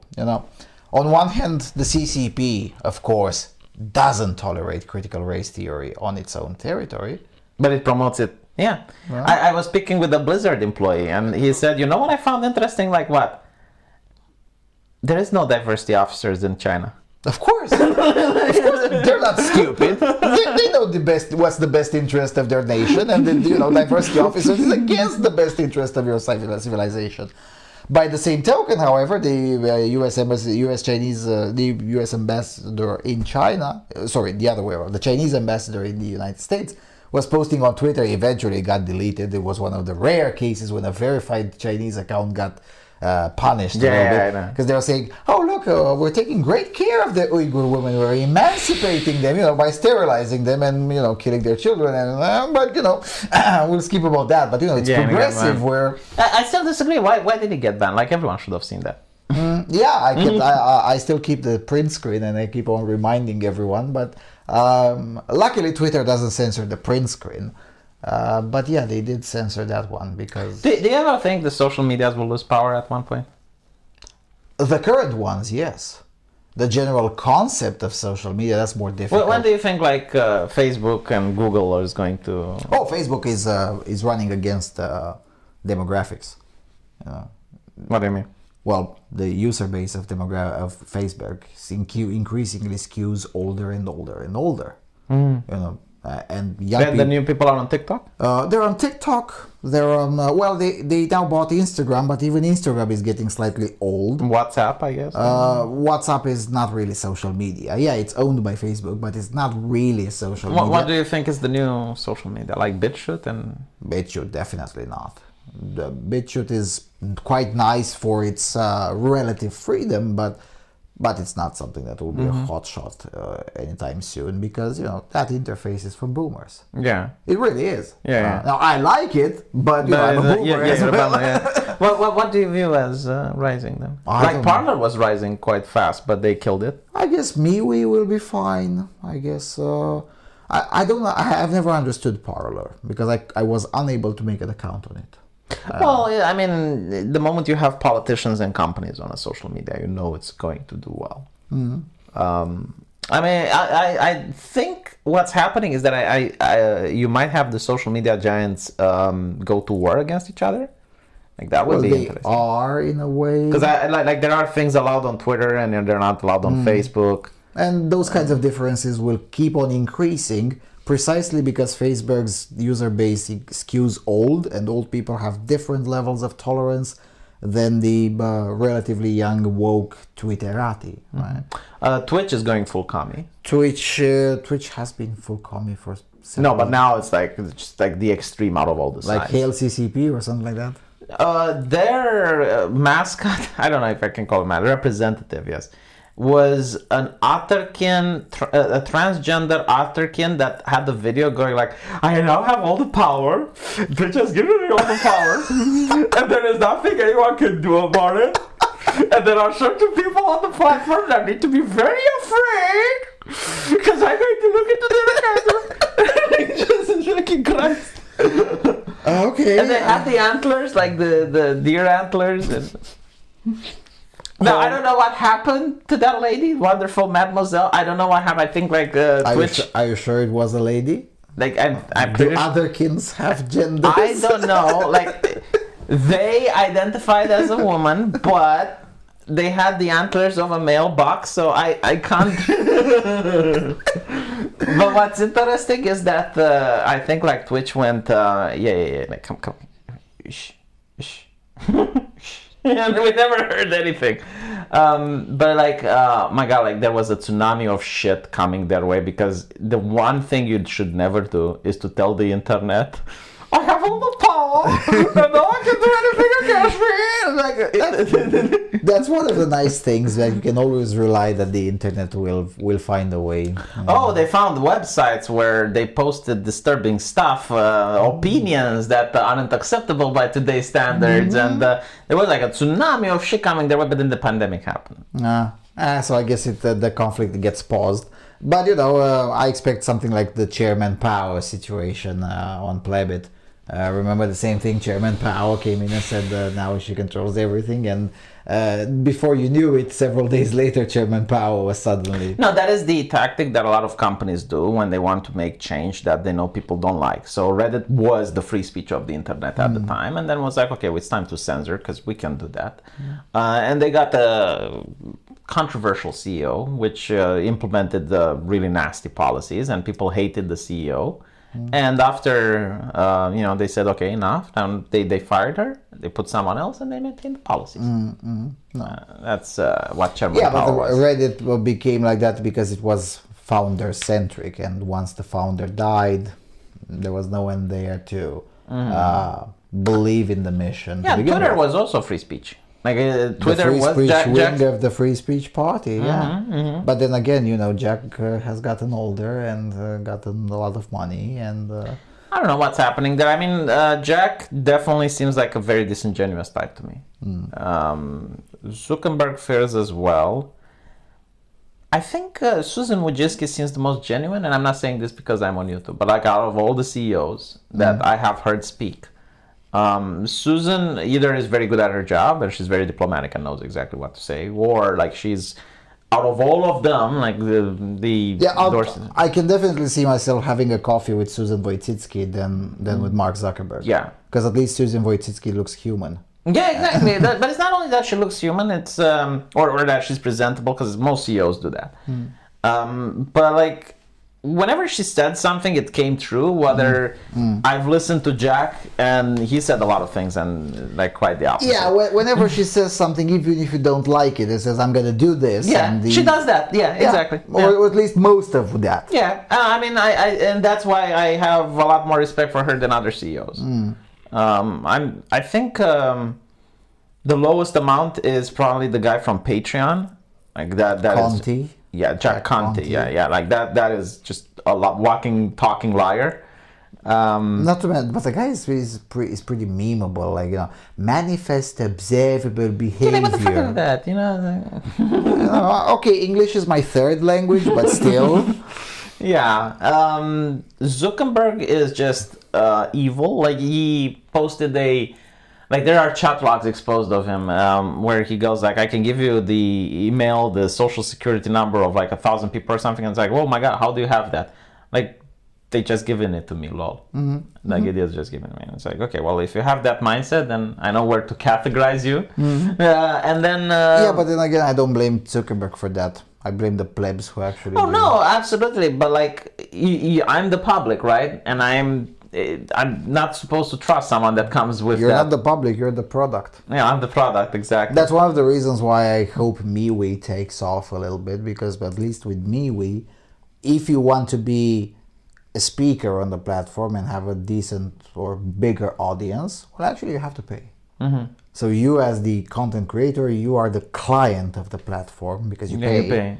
And do you make money in return? Well, you can monetize some of the things, but definitely you're not censored, which is kind of relevant, at least for now, yes. But that's the thing. If they introduce censorship, then you stop paying for the subscription, and the company actually loses money has an incentive not to suck balls. Whereas with Facebook, you, me, and all of everyone else that has a page on Facebook is the product. They collect your data, yeah, it's the product. And, products don't have rights. Products don't have rights. That's a good one. Yeah. Products don't have rights. Only humans have rights. I think Jack Dorsey tried, at least at one point, to have free speech, because he went with a lot of right wingers. He tried making the connections and talking, and I just think he might not have control of his company, or he just doesn't give a shit at this point. Which both are pretty plausible. What I'm saying is that there will be new social media companies, just like they have been in the past. I mean, everyone remember. Does anyone even remember the forums from AOL? Yeah, I do. Well, that was social media. Back then, yeah. But like, does it even still exist? I don't think it does. No, but I think what we witnessed is that during the Arab Spring, a lot of governments use social media to foment unrest and like public discourse. And they didn't expect that in the United States it would happen. So when you got like the Trump people, which the MAGA people basically, I think that's when the government realized, okay, we need to rail in the social media. And you now have like the chief of FTC, I believe, an ex-Google and Amazon employee. I don't think like there's going to be any regulations against the social medias based on I mean, they have more wealth than the barons of all, the oil barons. And they called Rockefeller a robber baron, but Rockefeller actually provided access to immense progress to hundreds of millions of people. Objective progress that made people live longer and better. By comparison, these people are not robber barons, even though their monopolistic policies are worse than Rockefeller's worst excesses. And it's debatable whether they provide better. They kneeled Australia. Facebook put Australia to its knees. Yeah. And in fairness, Australia kind of deserves it. So. Well, I mean, you think about it, right? But like, if you're a business right now, let's say you want to open a coffee shop, where is the best place to advertise? On Facebook. Why? Because you have groups that are specifically to your town, to your neighborhood, to your city, and you put it there and people see it. If you can't do that, your competition can do that. So removing that access, like removing all the reviews and all of that from the public, yeah, it hurts businesses a lot. And those businesses pay taxes, and it goes all the way to the government. Those business people can vote, and it's like, hey, you took away the page that I used to. Again, most of this is fixable, although admittedly it takes a while. But it is fixable if people learn to fucking no longer rely on these useless tools. Again, we were able to find obscure coffee shops in the year 2000 without smartphones and without Facebook. Yeah. So, but it's the same thing like the megaphone, right? I mean, people can talk without the megaphone. But in a room with everyone having a megaphone, if you don't have one... the megaphone in 2000 was called, the local paper. Remember those? Oh yeah, and they went bankrupt, yeah. And the local paper also created new jobs. Yeah, but they went bankrupt. And the information in it was more accurate. I agree. Oftentimes than on Facebook. Now, and trying to censor them would be viewed as an attack on the freedom of the press. Christ almighty. I mean, even in post-communist Romania, it was seen as absolutely haram to try to tell a newspaper what to write and especially what not to write. I mean, the miners were, like one of the criticisms is that they went into a paper and stole the printer and was like, it's just a... Just because you dare, how dare you, right? Dare you. Yeah, they burned a few benches and whatever, some public furniture, and that was like, yeah, that's kind of bad, but whatever. And then they occupied the newspaper headquarters, like, no, that's unacceptable, right? But nowadays, it's not a problem that those necessarily went bankrupt, although not all of them. Some of them are still around. The problem is that what replaced them was not even identical, let alone better. Yeah, I made a video about it. Yeah, I said that back in the old day, if you had political opinions, you could start your local newspaper, very small. And if it attracted people and it got an audience, you started getting more... you would expand, you would hire like boys that would deliver your newspaper and whatnot. And eventually it can get to the national level. And now everything is on Facebook and it's controlled. Like everywhere you go on the internet, it's controlled. And it started with like, okay, you're not allowed to have harm. Okay, now you're not allowed to have disinformation, which is like publish things from a foreign government there. But now they did the hand switch and it's misinformation. So you're only allowed to talk about the truth. And now they're doing this to another publication. I forgot the name of the platform, but it's where journalists are writing, like independent journalists can exist there. And they're saying that... Oh, where Glenn Greenwald moved, yeah. Yeah, and basically what they're saying is that if you criticize a journalist even mildly, or you expose some of the things that he is writing, like some misinformation from like the New York Times, you're doing harmful harassment towards that journalist. Okay. So now that has to be censored. Oh no, they're pressuring the company to start censoring independent journalists from there. Well, I'm not surprised, because traditionally, again, over the last 200 years, everyone dislikes independent journalists. They're called vultures, right? I mean, you see a burning building. Okay, everyone is trying to help, everyone is trying to bring water. Who's the only person that's sitting there and making photography of it so that they can monetize the tragedy? It's the independent journalist that can sell it to the highest bidder and get the breaking news out there, right? So, there is an old tradition of disliking independent journalists for ideological reasons or for moral reasons or there are multiple reasons to dislike them. Still, so what I'm saying is that it's not a new problem. It's an old problem, but the tech makes it appear a lot worse, easier and appear worse. And they're pretending that only fascists hate journalists, which is nothing further from the truth. Like only fascists what? Hate journalists. Oh, what? No, every single... Fascists love journalists. It's just they want to control the journalists. Yeah, same with commies. I mean, a job in at Scânteia during communism. Tineretului, in particular, Youth Spark. Yeah, it was very prestigious. Very well paid and very prestigious, and also came with a lot of perks. You were even allowed in the clubs where the foreigners would gather. So, you could gather more news. And of course, most of them just went there and got drunk and talked politics with the foreigners. But still, yeah. And not that only fascists hate journalists. That's stupid. I mean, every single fascist... Well, no, like Trump is far right and far right is against journalism. Like that was the view. Trump is not against journalism. I mean, he called them the enemy of the people. Oh no, he called them bad. He called them names on Twitter. But then again, how many times did the Trump administration try to censor any news outlet? There must be one. I mean, I know that the Democrats petitioned cable news, like cable companies, to censor Fox News. Multiple times. I guess like the only thing Trump did was to go against critical race theory, but like... Yeah, but it wasn't with the press. I know. He tried to censor it from inside the government, but not with the press. The press can print whatever they want. He threatened to open up the libel laws, but it never followed through. Yeah, no, he actually never tried to censor anything. From a freedom of the press perspective, Trump was the friendliest, at least recently, because Bush censored whistleblowers, Obama censored all of the whistleblowers.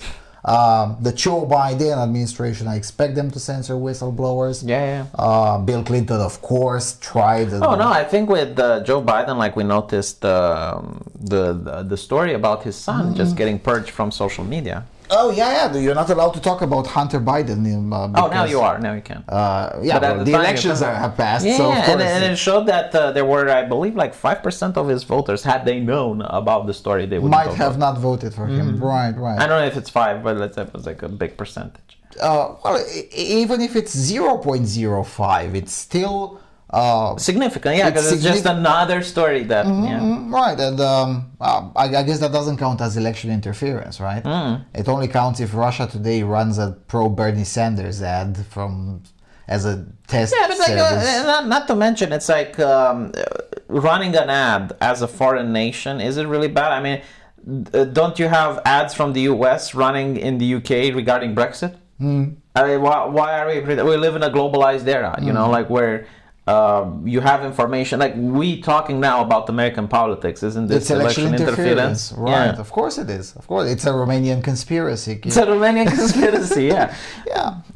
Because all of this thing, I mean, on one hand you preach globalism, but then on the other hand, now everyone keeps their commercials within their borders, and well, that's not how the internet works. Yeah, I mean, like I completely understand saying that I shouldn't be able to vote in America, even though they would probably make a law where if you aren't a citizen, if they could, they would probably. If they could, yes. But to say that I shouldn't have opinions on American politics, even though they affect Romania, that's even if they don't affect. I mean, again, what's your business about my opinions? Yeah. Even if they haven't been affected. Not to mention that you have countries that have a similar or common language, right? So you can be in Switzerland that have opinions about the German politics, in the US about the UK. Or like another question, right? So if Russia buys ads, then it's election interference. What if like you have a Russian journalist in the United States and he writes, pro-Trump publications or whatnot?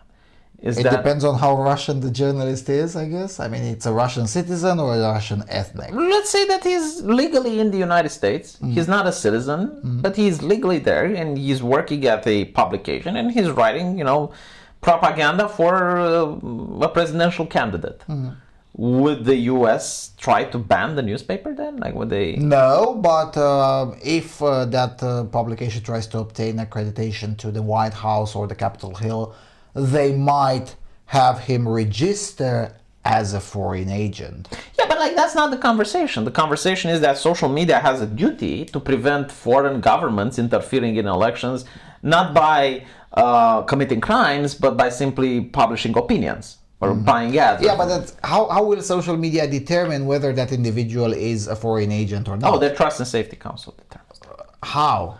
Doesn't matter how, because they don't have a responsibility of succeeding. Admittedly, sometimes there are such situations, like it happened 2 years ago in the Netherlands, where 3 random Russian people actually had their series of the passports consecutively, and all 3 of them recorded at the central headquarters of the FSB. So sometimes it's easy to figure out who's coming from the FSB.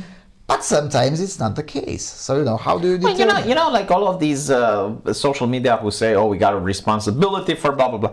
When you're responsible, if you fail to do it, you should be held responsible, right? But what they want to say... Responsibility comes with accountability. What they want to say is that they want to have the privilege to unilaterally decide. Yeah, again, do we get an appeal to the trust and safety committee? You can with Facebook, apparently. Yeah, Facebook. Yes, Facebook has the Supreme Court of Facebook, which is going to have their first. True. Yeah, it's like a foreign nation now. Yeah. I think like Twitter also has like their Department of Diplomacy or some shit like that. Can we ban Facebook from Romania because it's election interference? No, it's like a foreign nation. They did in Uganda and they freaked out. But I was like, well, you are saying that election interference is a problem, and I mean, we don't think that Twitter has the ability and the knowledge in order to fix the problem, so we want to err on the safe side and just ban Twitter. But with Facebook, they have the Supreme Court of Facebook, which is going to judge for the first case, I believe, whether or not Donald Trump can come back on Facebook. And if you look at the people who are the members of this council, all of them far left. Actual communists, writers for The Guardian, like not one single conservative. Diversity within the front, comrade. Diversity within if you have anything from Sandinistas and all the way to, milk toast center left, that's a lot of diversity already there. And here's another question, right? Like in the Supreme Court of Facebook, are they going to have lifetime appointees? No, not lifetime appointees. Like, I'm really curious whether or not they're going to have jurisprudence. I invoke the precedent. Seriously, right? And not only that, is it open to the public? Like, can the defendant get to speak? Can he defend? Yeah, do I get a hearing? Can I get a lawyer? Like a PR person to accompany me? Like, I don't know. And can the judges be removed from office? I mean, if they can be removed, then they're not independent, right? Because if Facebook can remove them, then what's the point? Yeah, but so that's what I'm asking. First of all, can they be removed? And if yes, by whom? And by what process? But even then, it's it's such a ridiculous dumb PR thing. I've never heard something more ridiculous in my life. So, you're meaning to say that, what if Facebook just says no? Fuck off. What are they going to do then? Yeah, can they shut down Facebook and force them to agree? I think it's more, the only way I can view it is if some NGOs were holding something above Facebook and they were like, look, if you don't do to our demands, we're going to do this. And Facebook was like, okay, we're an independent body then. And the NGOs were like, okay, peace. Yeah, but it's not the case. I mean, you don't have a mechanism of enforcement unless you get some government, preferably the FTC, to come in and say, look, we're only going to tolerate because you followed the Supreme Court of Facebook. Yeah. And if you don't, then we're handing the regulation hammer down. But that's not the case. And as you said, the chief of the FTC now is an ex-Google employee, so probably is going to be very lenient with these people. No, it's just the most ridiculous push. And I just don't understand. If a person says this, they're insane. If a society agrees with this, it's progressive. It's progressive. Yeah, I don't know. It's one insane person, but if it's a million of them, it's a political party. Or you can adapt it with the church if you want to be really edgy, or a mosque if you want to be realistic. But all right. Thanks for taking the time to appear on my channel. Now I'm gonna have to write my own affidavit so I can travel. I'm joking. Is it though? I have a professional affidavit that can whisk away any police officer. Yeah, you work for the papers. Yes, well, no, I work for the Freedom Alternative Network. Here's something that really annoys me before you go about the right-wingers, right? Instead of just going against the wave and being like, all right, well, we need to remove restrictions. Why not go and protest in front of the mainstream media who has diversity shows? It's okay, you got a right to work during a pandemic, right? Because it's, we understand. But only the news should be essential. All other programs that bring any type of wealth, but they're not essential, should also be shut down. Why are you showing,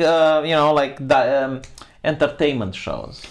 Why is the Daily Show getting to function? Why? I get your point, but at the same time, I know how these shows are running these days, and quite frankly, I pity those people because they actually have to be, they go through the nose of every single person 3 times a day, and if once one of them comes positive, all of them go home for two weeks, and then once again. Yeah, but I mean, a 35 minutes show can take now up to 2 months to take. I know, but it's an unnecessary risk. I think, you know. You think the grandma will die, right? Yeah, I mean, I think like the Daily Show, they should be kept safe. I think the one in the US. No, I totally agree. Yes, I think Colbert should stay at home and stay safe. We just he can't should run take his the show risk. from Skype at home or on Zoom. No, I think that's still a moral issue, because now the public might think it's okay. It normalizes the idea of no.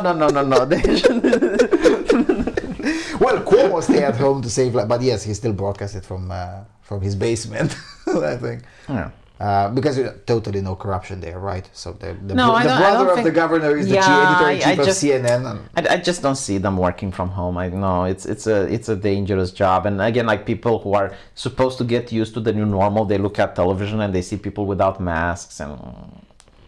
Well, and then nicely made haircuts. I mean, it sends the bad message. Like, it normalizes non-compliance. I think that's true, and we should file a complaint against them and flag their YouTube videos. Yeah, flag they're breaking the terms of services. I kid, of course, but it's I'm really surprised that in Romania no one pointed out why are the journalists and the politicians having perfect hairstyles during a pandemic?